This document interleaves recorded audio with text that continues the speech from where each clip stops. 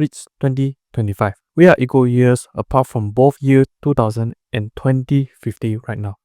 How times have been passed. But in this time around, we as football fans watches our favorite sports for almost all of our life. We have to accept certain things. In just 1 month time, Cristiano Ronaldo will be in his 40s. And half a year later, Messi will be 38-year-old. Both football godlike figures symbolize or represented the sheer joy, competitive plus consistent elite football. Retirement had been a thing that imminent to happen no matter what. While going even earlier, some spectators witnessed some of the icons like Maldini, Ronaldo, and Beckham passing the torch to the whole new era. But when both Messi and Cristiano Ronaldo left the scene, it just felt very empty. The feeling was like you have catch up the whole series of really good show or anime. When the ending cuts in, it just felt, what should I do next? In this case, have the same feeling, like after both GOATs, we haven't seen any football reach that pinnacle. So in this video, we'll be discussing some of the footballers that might brought the potential to be the symbol of football and who will be the one that captured the prestigious flag. In case you didn't know, what's up ladies and gentlemen, I'm Marvin, codename CM. Welcome to the Code United channel once again. If you in any shape or form stumble into this channel and somehow some way like this kind of content, do please like, share and subscribe to this channel, as each of your precious subscription will be a massive motivation for me to upload new content. And don't forget to ring the notification bell for every new upload. With that said, let's get straight into the video. Let's start with the golden boy Lamine Yamal. For the starters, Yamal's age. He was born on the 13th July 2007, made him 17 bloody year old this year.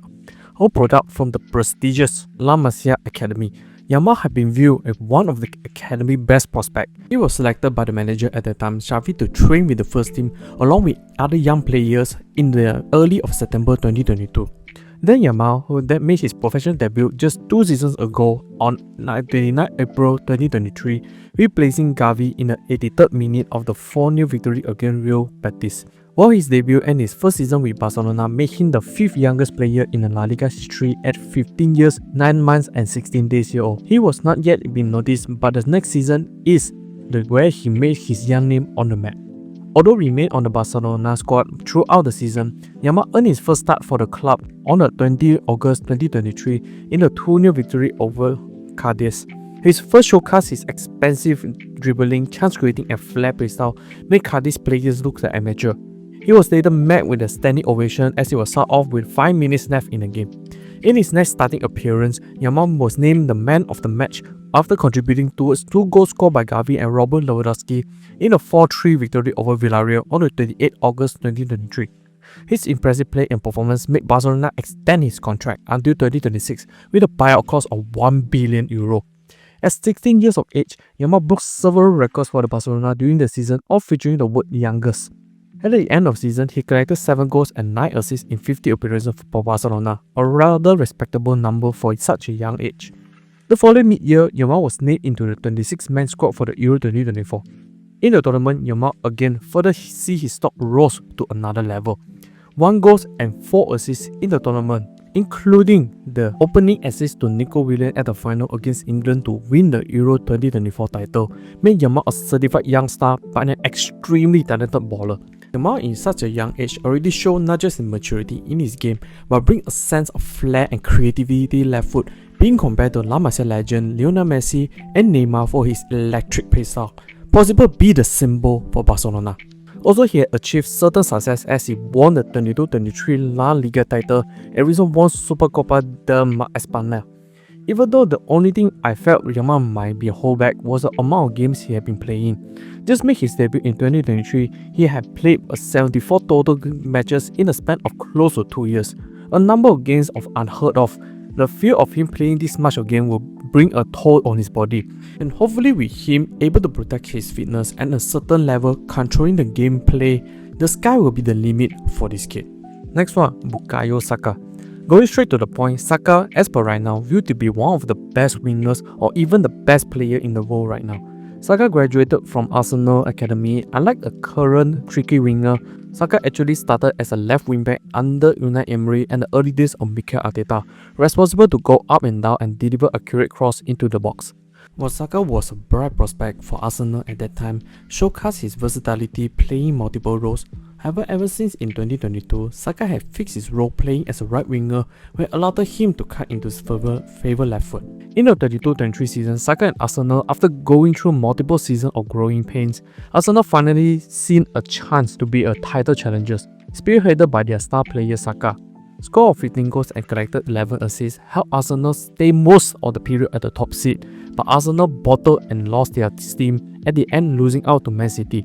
While the next season, Saka again upped his end products, scoring 20 goals and collected 14 assists under 47 appearances. But his increased production did not yield Arsenal further success, as both seasons Arsenal ended trophyless apart from the Community Shield.